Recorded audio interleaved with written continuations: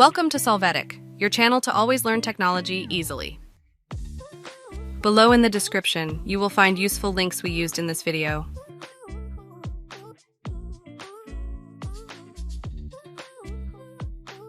Today in Solvetic, we will see how to change sign in Outlook. To start, open Outlook. Click on New Email so you can see the current signature.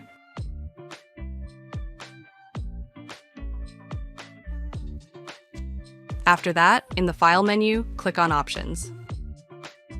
You are going to go to the Mail section, and here you will click on Signatures. Select the current signature and you can edit its content in the main field.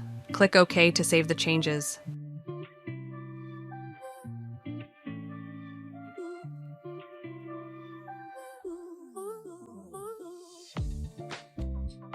Check that the signature has been updated.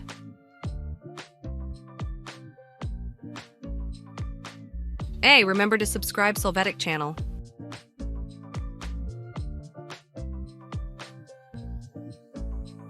We hope it has been helpful for you.